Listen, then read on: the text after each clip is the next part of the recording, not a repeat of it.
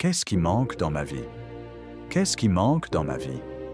Qu'est-ce que tu penses avoir encore besoin? Est-ce que ça a vraiment du sens? Imagine que tu aurais déjà ce que tu souhaites. Comment est-ce que ça te changerait maintenant? En ce moment, les gens courent, ce qui n'est pas mauvais. Mais maintenant, au lieu d'avoir 100% de courses seulement, fais 80% de courses et 20% regarde à l'intérieur.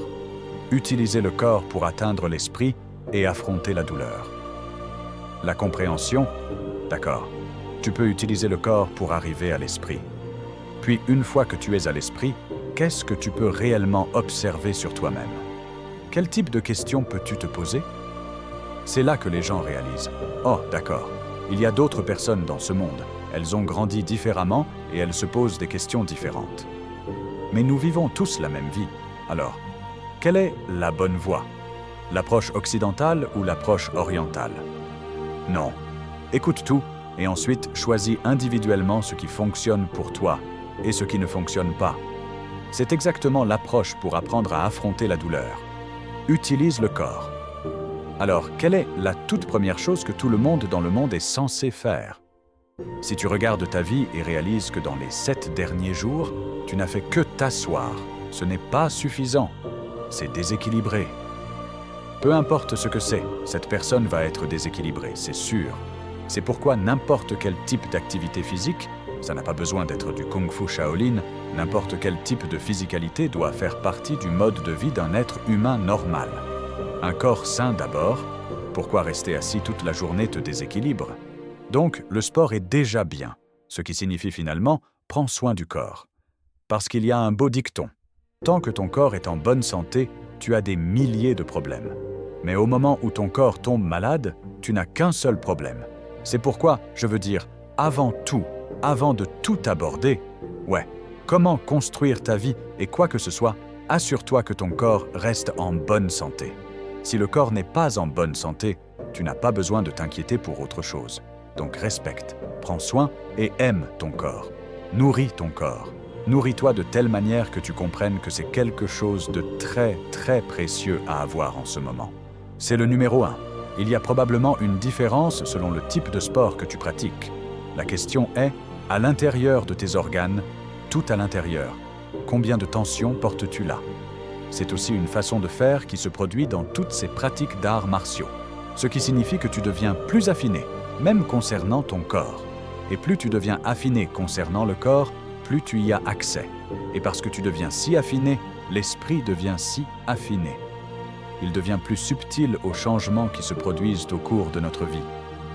Affiner ta vie, équilibrer travail, loisirs et relations. Et ensuite, que fais-tu avec cette capacité de sentir les changements subtils? C'est comme si tu avais maintenant une bien meilleure possibilité de vraiment affiner ta vie. Cette fréquence ne sonne pas juste. Un peu maintenant, c'est bon. Donc, ça a quelque chose à voir avec. À quel point es-tu affiné pour ajuster ta vie? C'est comme, tu es un homme occupé, tu as un passe-temps, tu as une profession, tu as le podcast. Peut-être que tu as une petite amie, peut-être que tu as des enfants. Plus tu as de choses, plus tu dois devenir conscient. Comment tous ces domaines interfèrent-ils réellement avec ton sentiment global? Et si l'une de ces choses a besoin de plus d'attention, tu dois être capable de le sentir. Si une autre est trop présente, alors tu dois en retirer un peu. Donc, c'est toujours un type d'équilibrage. Plus tu as de domaines dans la vie, plus tu dois devenir détaillé, plus tu dois devenir affiné pour équilibrer tout cela. Tu passes trop de temps avec le podcast et avec le travail, avec tes passe-temps, eh bien, ta relation ne sera pas heureuse. Ça va juste être comme ça. Mais si tu donnes toute ton énergie uniquement dans la relation, eh bien, tu vas être malheureux parce que toutes les autres choses qui sont aussi importantes pour toi n'ont pas assez d'énergie. Donc, c'est parfois une ligne très fine pour vraiment comprendre comment ajuster. Lire l'énergie, pas les visages, sentir ce que les gens ressentent vraiment. Et cela signifie être capable de vraiment sentir la présence de l'autre personne. Ce qui signifie que juste parce que quelqu'un te parle et sourit à ton visage, ne signifie pas que l'énergie est bonne. Quand je dis énergie, ouais, c'est parfois étrange pour les gens. Ils disent « Oh, c'est ésotérique. Qu'est-ce que tu veux dire par énergie ?» Mais c'est très simple. Les gens peuvent rire à ton visage, mais tu sens que ce n'est pas réel. Les gens peuvent juste s'asseoir là et tu peux sentir leur souffrance. Les gens peuvent s'asseoir là et prétendre sourire, mais tu peux sentir qu'ils sont en colère. Au-delà de ce que nous voyons, évidemment, il y a un autre domaine qui te donne en réalité plus d'informations réelles que ce que tu penses voir de manière évidente. Sourire ne signifie pas amical. Quelle énergie se cache derrière? Et cela signifie aussi l'affinement de ta capacité à sentir les choses également. Corps sain d'abord, puis tu intègres les pratiques plus dans ta vie quotidienne. Et cet affinement, comme je l'ai dit, dans les arts Shaolin, aussi comme dans les systèmes de Tai Chi, là tu as beaucoup de ce type de ce que j'appelle affiner le corps. Tu affines le corps, automatiquement tu affines l'esprit. Et c'est là qu'aujourd'hui, je pense que c'est une aide si formidable en fait, que ça ressemble juste à un art martial, ça ressemble juste à faire du sport. Ouais, mais avec le bon état d'esprit dans la combinaison de ce que tu fais et quel état d'esprit tu as, c'est un outil très, très puissant pour combiner deux choses. Corps et esprit dans la même pratique. Corps et esprit est traduit dans ton monde intérieur ensemble avec le monde extérieur. En ce moment, les gens courent, ce qui n'est pas mauvais. Mais maintenant, au lieu d'avoir 100% de courses seulement, fais 80% de courses et 20% regarde à l'intérieur. Ajuster quoi? Regarde, si tu ne peux pas te faire face à 100%, fais-toi face à 20%. Quand tu es à l'aise avec 20% de regard intérieur, augmente. 50%, tu fais du travail interne sur toi-même, sur ton état d'esprit, sur tes sentiments, sur tes attentes, sur les perspectives, comment tu regardes le monde. Et 50%, tu investis dans la construction de quelque chose à l'extérieur. Maintenant, nous sommes déjà à 50 sur 50. Et à partir de là, c'est ta décision, comment tu continues. Certaines personnes vont à 100% à l'intérieur et ne font plus rien à l'extérieur. Mais pour moi, personnellement, ce n'est pas non plus la façon dont je travaille en ce moment. C'est la raison pour laquelle j'ai aussi accepté d'une certaine manière de venir à ce podcast, parce que je pense simplement que c'est une très, très bonne façon de faire sortir ce type de connaissances. Donc, je considère cela aussi comme ma contribution d'une certaine manière avec toutes les pratiques que j'ai eues avant. Maintenant, je pense qu'il y a quelque chose qui peut aider les gens juste en l'écoutant. C'est pourquoi je le fais. Mais d'un autre côté, quand le podcast et tous les événements sont terminés, alors je suis seul, tout seul. Je suis très heureux d'être seul. Je n'ai aucun problème avec ça du tout, et ensuite je vais dans mes pratiques internes, je m'affine, et je travaille réellement sur moi-même. Donc, travailler sur toi-même d'un côté, et ensuite avec tout ce que tu as découvert, donne-le, fais quelque chose, contribue à ce globe. Contribue quelque chose sur cette terre. C'est mon équilibre qui me fait me sentir très, très à l'aise. M'entraîner aussi. Vraiment sentir à l'intérieur où sont les lacunes. Juste vraiment m'asseoir là et me demander quelle est la raison pour laquelle en ce moment je n'apprécie pas cette vie. Qu'est-ce qui manque? Quelle est la raison en ce moment pour toi d'être malheureux de cette vie? Une simple question comme celle-ci. Si tu ne poses pas cette question, les réponses ne peuvent probablement pas venir. Qu'est-ce qui manque dans ma vie? Qu'est-ce que tu penses avoir encore besoin? Est-ce que ça a vraiment du sens? Imagine que tu aurais déjà ce que tu souhaites. Comment est-ce que ça te changerait maintenant? Mettons ça simplement comme ça. Dehors, j'ai en ce moment, peut-être que j'ai ma Porsche qui est se garer. Maintenant, imagine qu'au lieu de la Porsche dehors, cette fois c'est une Bugatti qui est garée. Comment est-ce que ça te change assise ici? Rien. Rien. Ouais. Seulement quand tu es assis dedans, alors il y a une différence. Mais pour l'instant, il y a beaucoup de choses à l'extérieur qui n'ont pas d'importance. Ce qui compte, c'est comment te sens-tu maintenant. C'est ce qui compte. Il y a quelque chose de simple là-dedans. Le problème, de nombreuses fois dans le monde d'aujourd'hui, c'est que tu n'es pas là. Tu ne peux pas juste être seul avec toi-même. Soit tu dérives dans le passé sur tout ce qui s'est mal passé dans le passé, soit tu dérives sur ce que tu veux encore voir et avoir dans le futur. Donc, cette projection soit dans le futur, soit les souvenirs dans le passé. Ces deux choses sont ce qui te fait souffrir. Nous pouvons nous asseoir maintenant ici et penser à ce qui s'est passé la semaine dernière et alors peut-être ça nous met en colère. Ou nous pouvons nous asseoir maintenant ici et nous regardons la semaine prochaine. Oh non, le département financier va venir. Ouais. Et ça te fait aussi souffrir à nouveau. Mais maintenant, il n'y a aucune raison de souffrir. Je ne souffre pas. L'esprit est quelque chose de très, très puissant. C'est quelque chose de très intelligent. C'est quelque chose de très, très puissant. Parce que c'est si puissant, c'est aussi cet élément de toi qui peut te faire beaucoup souffrir ou qui peut aussi te faire beaucoup prospérer. C'est le même esprit qui a créé la bombe atomique et c'est le même esprit qui a créé tous les développements technologiques que nous avons aujourd'hui. Donc, nous pouvons créer quelque chose avec l'esprit ou nous pouvons détruire quelque chose avec l'esprit. Nous pouvons utiliser l'esprit pour bénéficier à notre bien-être, mais nous pouvons aussi utiliser l'esprit pour détruire notre bien-être. Donc, la question est, comment utilises-tu l'esprit de la bonne manière? C'est comme une question.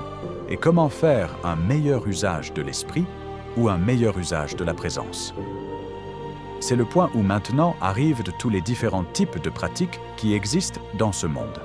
Se concentrer sur la respiration, faire ton travail interne, se concentrer sur le mouvement, se concentrer sur le son, tout ce qui t'amène dans le présent. Celle-ci n'arrive pas dans le passé. Ouais. Il n'y a rien de plus réel. Il n'y a rien de plus direct. Rien de plus présent que quelque chose comme ça pour te rappeler de t'identifier. D'accord, je dérive en ce moment. Reviens. Parce que aussi quand tu fais des méthodes de respiration, quand j'inspire et disons que je sens ce flux d'air qui entre, donc au moment où ton esprit est verrouillé sur la respiration, tu suis la ligne aussi bien que tu peux. Cela ne peut arriver que dans le présent. Tu ne peux pas sentir la respiration du passé. Il n'y a pas de respiration du passé. Il n'y a pas d'inhalation du futur.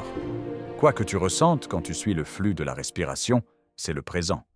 La respiration n'arrive jamais dans le passé et elle n'arrive jamais dans le futur. C'est cette expérience directe. Donc ça signifie que peu importe finalement ce sur quoi tu verrouilles ton esprit, tant que c'est quelque chose qui se passe dans le présent. Et c'est là que tous ces exercices interviennent. Quand je parle avec toi maintenant, je sais de quoi je parle. Quand je mange, je sens le goût de la nourriture. Quand je dors, j'essaie vraiment d'apprécier la sensation du corps qui se repose, l'esprit qui se repose. C'est comme ça que le sommeil se sent. Ouais. Quand je suis à un concert en train d'écouter quelque chose, ce sont tous des types de pratiques. Quand je marche dans la rue et que le soleil brille sur mon visage et que les gens sont assis là au café et tu les entends parler, mais je marche et je sens, je ressens, c'est le soleil. Ce sont les gens qui parlent. Mes pieds bougent, je suis là. Je sais ce que je fais. Je sais de quoi je suis entouré. Être juste très présent, être très conscient. Pourquoi l'esprit est-il si important? Ça compte. Si tu te réveilles le matin, à quoi penses-tu quand tu te réveilles le matin? Et si tu te réveilles déjà avec un conflit dans l'esprit, avec de l'insatisfaction à l'intérieur de l'esprit, te réveiller avec un sentiment de manque. Je me réveille, je dois faire quelque chose rapidement parce que je ne l'ai pas maintenant. Peu importe ce que c'est, donc courir après quelque chose. Pourquoi cours-tu après quoi que ce soit? Parce que tu es dans un état de manque. Il manque quelque chose. Si tu l'avais, pourquoi le poursuivrais-tu? Et maintenant, la question est, d'où vient ce manque? Et maintenant, revenons à l'enfant. L'enfant, l'âme incarnée, l'esprit incarné. Quand il vient sur terre, qui que ce soit qui a rendu possible pour cet enfant de venir, tu peux l'appeler Dieu, tu peux l'appeler la nature, tu peux l'appeler l'univers. Peu importe, cette force, ce pouvoir ne fait pas d'erreur. Dieu ne te met pas sur cette terre incomplet. Pourquoi ferait-il ça? Ce qu'il met sur terre, c'est l'existence. Il nous accorde l'existence. Et ensuite, ça commence, nous avons des concepts.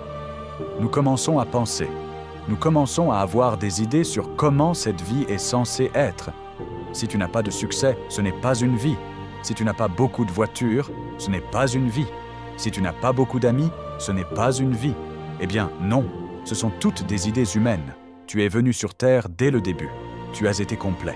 C'est l'alternative. En ce moment, je dirais que c'est juste guidé pour repenser. Donc, quelle est la prochaine voie que les gens peuvent faire? Repense ta vie. Le schéma du désir, téléphone, voiture, et pourquoi plus n'est jamais assez. Regarde comment ta vie se présente en ce moment. Comment as-tu passé les 5 dernières années, 10 années? Vois-tu peut-être certains schémas dans ta vie? Je vais te dire un schéma que tout le monde a. Je l'ai eu aussi. Nous l'avons tous parce que c'est normal. Il y avait un temps où nous n'avions même pas de téléphone portable. Puis le premier Nokia est sorti. D'accord, finalement tu en as peut-être même eu un.